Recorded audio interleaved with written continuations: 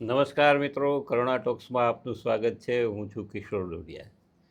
મિત્રો, આધુનિક આપણી જીવનશૈલી એના કારણે મનની અશાંતિ, અનિદ્રા અને ડિપ્રેશન જેવા સમસ્યાઓથી આપણે પીડાઈએ છીએ. પણ આ બધી સમસ્યાઓમાં એક થેરાપી આવી છે અને એ થેરાપી છે સાઉન્ડ બાઉલ હિલિંગ થેરાપી. આ થેરાપીથી ઘણી જ રાહત મળે છે લોકોને. અને આ થેરાપી વિશે માહિતી આપવા માટે આજે સ્ટુડિયોમાં ઉપસ્થિત છે પૂર્વીબેન માંડલિયા. પૂર્વીબેન, આપનું ખૂબ ખૂબ સ્વાગત. જય શ્રી કૃષ્ણ કિશોરભાઈ. હું પૂર્વીબેન માંડલિયા રાજકોટથી છું અને as a sound bar healer તરીકે કામ કરી રહી છું વર્તમાનમાં અત્યારે. અને આ સાઉન્ડ બાર થેરાપીથી ઘણા બધા આપણને ફાયદા થાય છે. અમારું એક વર્કશોપ ગોઠવાઈ રહ્યું છે 5 જુલાઈ, સમય સવારે 8:30 થી 11 વાગે. અને અમારો આ જે પ્રોગ્રામ ગોઠવાય છે એનો મુખ્ય હેતુ એ છે કે અત્યારે અમે જોઈ રહ્યા છીએ વર્તમાન સમયમાં કે ઘણા બધા પેશન્ટ આવે છે કે અનિદ્રાનો પ્રશ્નો રહે છે, માનસિક તણાવ રહે છે, ઘણી બધી એની પ્રક્રિયા રહે છે કે આપણે એમ સમજીએ કે શરીર થાકતું નથી, મન થાકી જાય છે. એઝ અ યોગા ટ્રેનર હું ઘણાને કાઉન્સેલિંગ કરું છું આજે. તો મને એક પ્રશ્ન કોમન લાગ્યો બધાયમાં કે આજે બધા આરામ કરે છે, સ્ટ્રેસફુલ લાઈફ છે, બધા પાસે બધું છે, તો પણ માણસ થાકે છે કેમ? બીપીની તકલીફો કેમ છે, હાર્ટ એટેક્સ કેમ આવી રહ્યા છે, બ્રેઇન સ્ટ્રોક કેમ આવી રહ્યા છે, રાઈટ? તો એક વિશ્લેષણને અંતે એક એવી સરસ પદ્ધતિ જે આપણી પાસે અત્યારે છે સાઉન્ડ બાર હિલિંગ પદ્ધતિ. તો એનું મુખ્યત્વે કામ શું છે? તો કે લોકોને ડીપ રિલેક્સેશન અપાવે છે, એકદમ ધ્યાનની અવસ્થામાં ડીપ લઈ જાય છે, મનને એકદમ શાંત કરે છે. તો એઝ અ મેડિટેશન અમે જ્યારે સાઉન્ડ બાર હિલિંગનું આખું સેશન લઈએ છીએ તો મેં ઘણા લોકોના રિવ્યૂ એવા જોયા કે મેડિટેશનના અંતે, સાઉન્ડ બાર સેશનના અંતે એ વ્યક્તિ એવું અમને કહે છે કે જાણે ઘણા વર્ષોથી એ લોકો ન સૂતા હોય ને એવી બેટર સ્લીપ એમને આવી છે, એમનો થાક ઉતરી ગયો છે અને એમને ઘણા બધા રિલેક્સેશનના ફીલ થયા છે. એ અમને લાઈવ એ લોકો કહે છે. તો આજે મારું એવું માનવું છે કે આ જે લાઈફ છે આપણી, એકદમ બિઝી લાઈફ શેડ્યુલ કહીએ કે કોઈને પોતા માટે ટાઈમ નથી, તો એક આ ઓપોર્ચ્યુનિટી છે કે પોતાની જાત માટે 1 કલાકનો સમય કાઢી અને આ જરૂરથી થેરાપી લે અને એના ફાયદા લે. અચ્છા, આમાં બાઉલ છે એ એક જ પ્રકારના હોય છે કે અલગ અલગ હોય? મુખ્યત્વે બાઉલ જે છે એ એક જ પ્રકારના હોય છે, પણ બાઉલની ફ્રીક્વન્સી વાઇઝ બાઉલના સેટઅપ્સ અલગ અલગ હોય છે.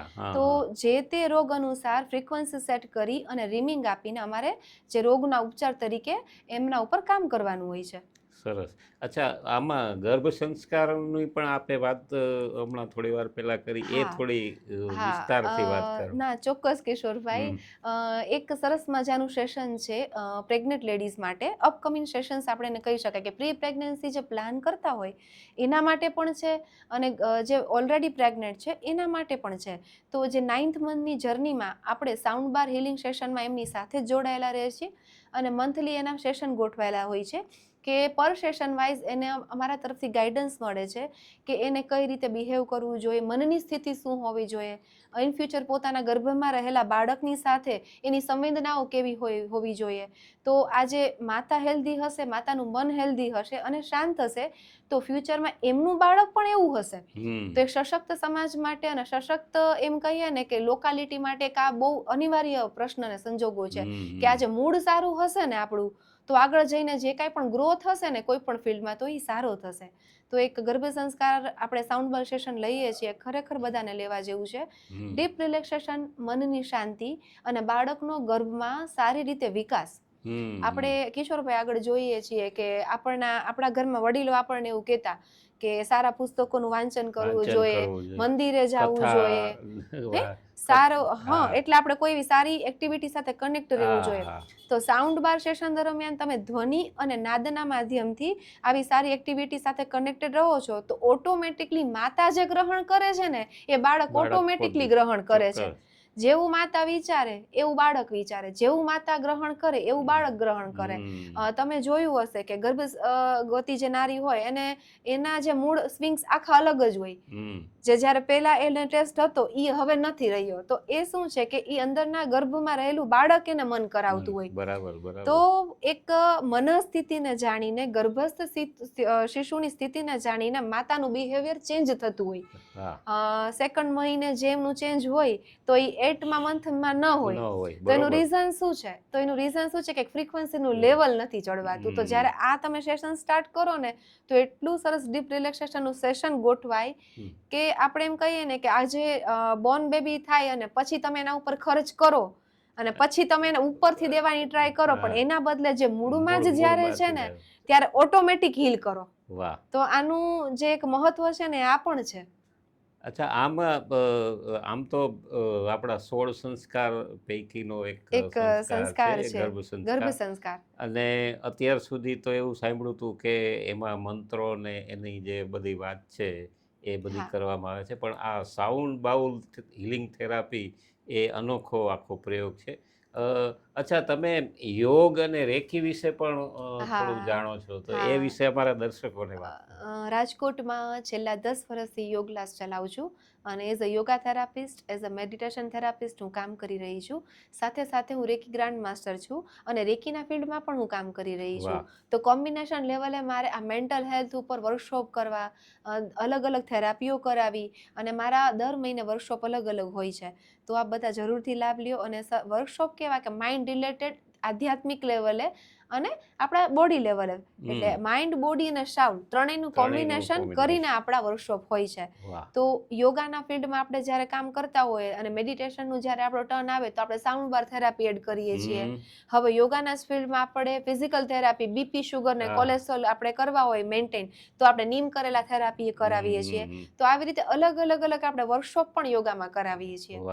અને આ બધું કરાવવાનો એકમાત્ર હેતુ એ જ છે કિશોરભાઈ કે આપણી પાસે જે યોગના સાધકો આવે છે ને તો એને બહાર પૈસા ખર્ચીને બીજું કંઈ ન કરાવવું પડે.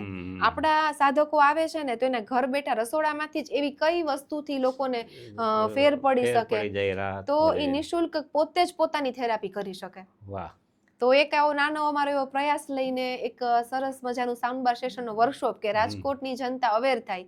સાઉન્ડ બાર સેશન તો છે જ, પણ સાથે સાથે એનું માઇન્ડની અવસ્થા એ લોકોને જણાવીને કેવી રીતે મનને શાંત રાખવું અને કેવી રીતે આટલી જે આપણી ભાગદોડવાળી લાઈફ છે જે આપણે બનાવી દીધી છે, કેમ કે મન તો પહેલેથી જ શાંત છે, પણ જીવનશૈલીના આધારે આટલી લેવલે આપણે પહોંચી ગયા છીએ. તો એ આપણે માઇન્ડથી ફોકસ કરીને કેવી રીતે બેલેન્સ કરી શકીએ ને એ પણ સમજાવવામાં આવશે આપણે. વાહ, બહુ સરસ પૂર્વીબેન, બહુ જ સરસ. આ શોર્ટ એન્ડ સ્વીટમાં તમે ઘણી બધી માહિતી આપી. આશા રાખીએ કે આ વિશે એક વધુ એપિસોડ અમારા દર્શકો સામે લઈને આવીએ. ચોક્કસ. અત્યારે તમે અમારા સ્ટુડિયોમાં પધાર્યા અને ખાસ તો આ સાઉન્ડ બાઉલ હિલિંગ થેરાપી વિશે માહિતી આપી. આપનો ખૂબ ખૂબ આભાર. ધન્યવાદ.